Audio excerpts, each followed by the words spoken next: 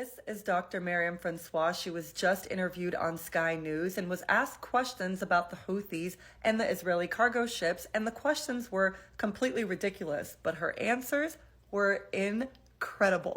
Francois, I mean, there are many who are saying that, frankly, the Biden administration should have acted sooner and faster, that hundreds of billions of dollars has been put at risk because the Houthis have held this area in the Red Sea at ransom.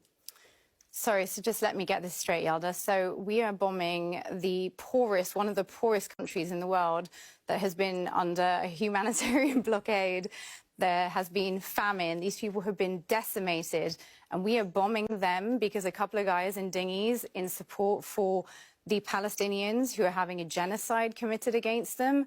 They're objecting to that, and we're bombing them. Come on now. I mean, this is just an insane world for us to even think. I'm so sorry your Amazon packages are delayed. I really am. Like, I wish mine came on time.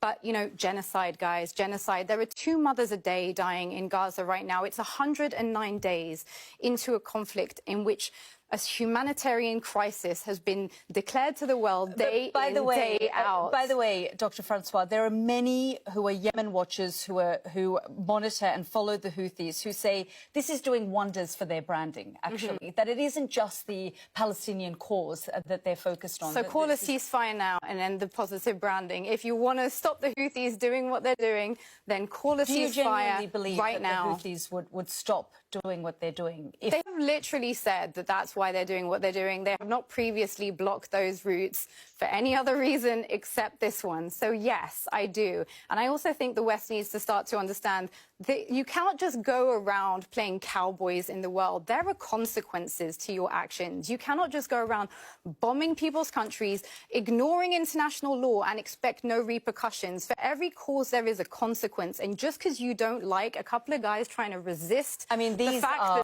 now prescribed terrorists. Sure, according to Western governments, well, they are also according to the Yemeni people, because they've which is a Saudi-backed government, which is essentially our. But the Yemenis who live, you know, under Houthi rule talk about the fact that this group continues to terrorize them as well. Yeah, I'm no fan of the Houthis, apart from when they're blockading in favor of a ceasefire, which should have been called a long time ago. 25,000 people are dead in Gaza right now. There are over 60,000 people injured with no access to food, water, aid. How dare we have a conversation about trade when there are children right now being treated without anaesthetic? Well, there are things that require us to make some sacrifices, and this would be one of them. They do have the global economy, global markets hostage. Good for them. Ceasefire now. Okay. Ceasefire now. We're going to have to leave it there. But Dr. Myriam Francois, you cannot allow these people to be decimated and expect there to be no consequences. I think that is a separate conversation. But